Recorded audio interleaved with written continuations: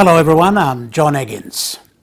Coming up, an update on El Nino-induced drought. We talk to the Director of the National Weather Service for the latest. We farewell the late Teddy Tay, Superintendent and Assistant Commissioner of Police, and the launch of a new website for Nuku in the West Sepik Province.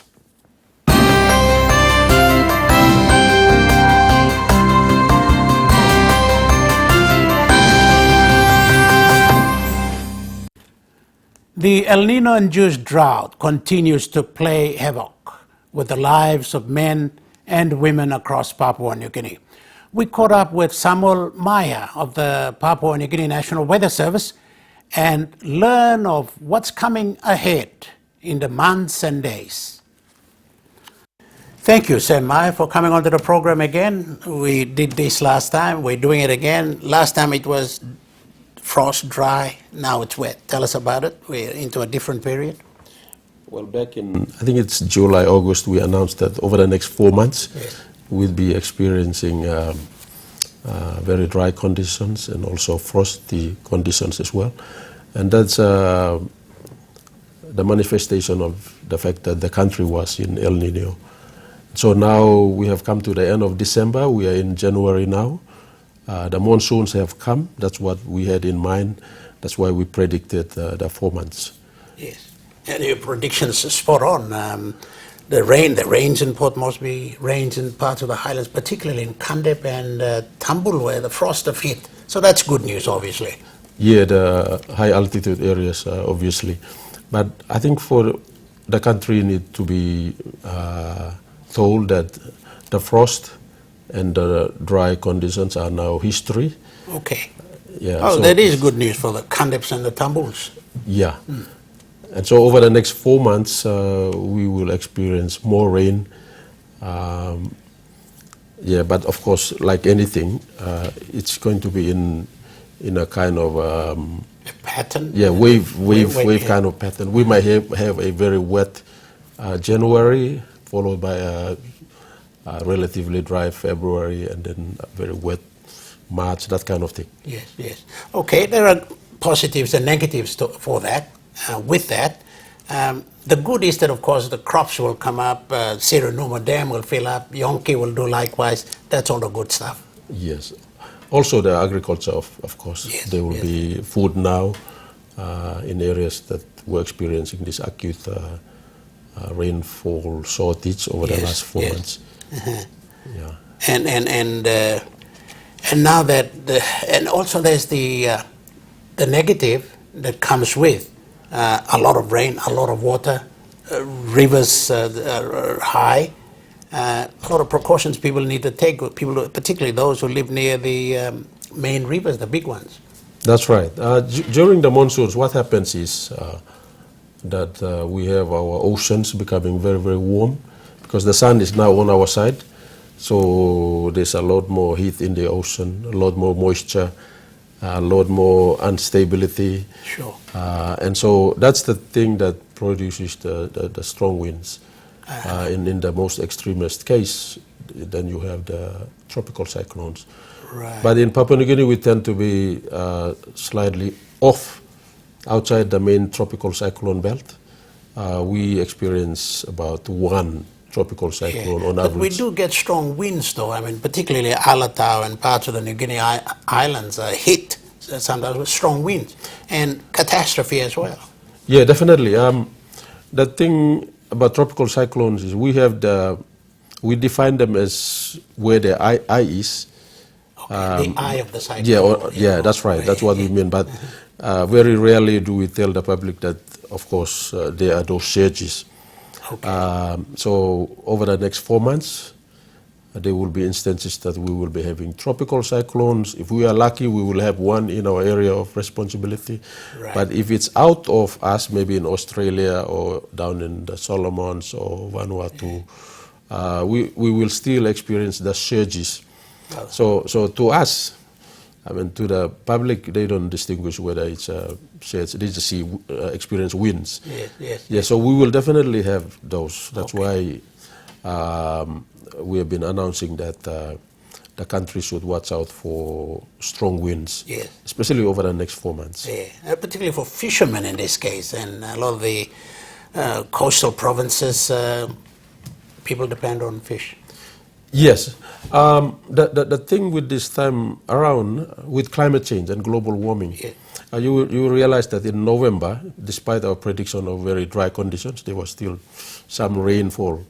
That is because we still have an anomalously bit more moisture than we would expect. That's the global warming impact.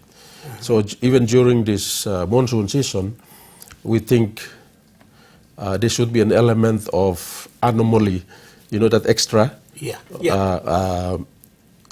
That would be due to the global warming factor. Right. So what we are monitoring now is if our oceans are any warmer than they are supposed to be at this time, and they are, especially over the New Guinea Islands and Right. going east. Yeah.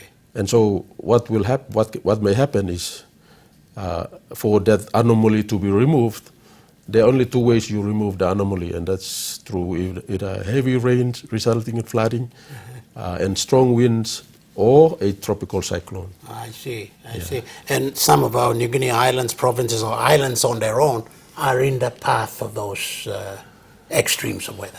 Yes.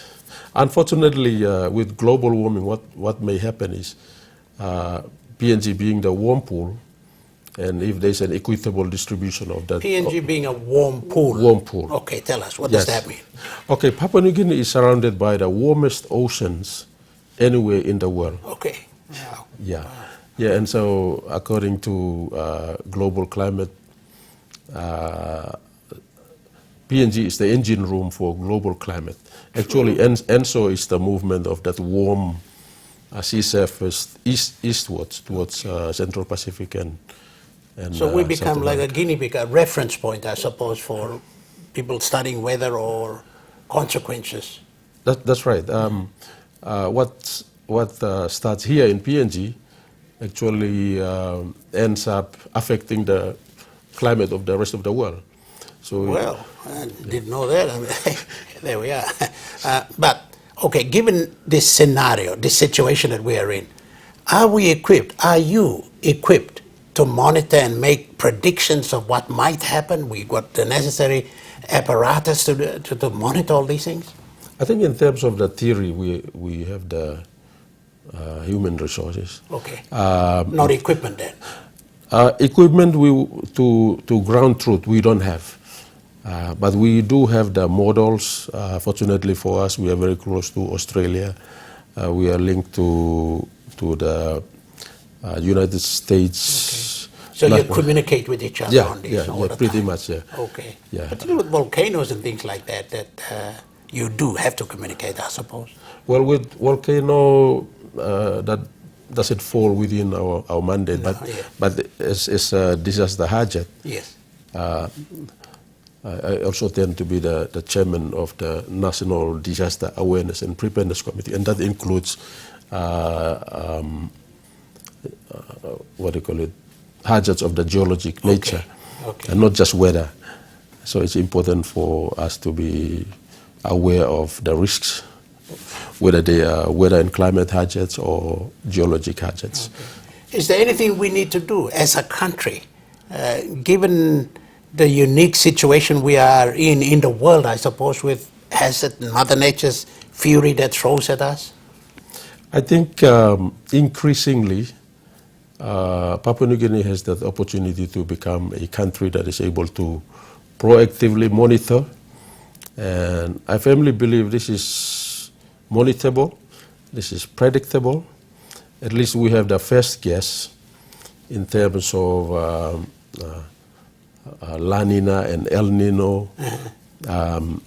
We can pretty much estimate that, for instance, 2016 to 2017, the monsoon may be most likely to be a La Nina kind of situation. That means much more rainfall than you would expect, much more strong winds, much more likelihood of tropical cyclones.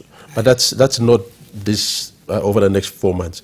It's over couple the of years. yeah. And there's no further doubt down. you will come back onto this program to tell us more if and when that happens, I'm sure. We are running out of time. Thank you. Sam Meyer, thank you very much for talking to us. Thank you very much, Okay. John. Okay. Samuel Meyer with an update on the weather. Stay with us for more.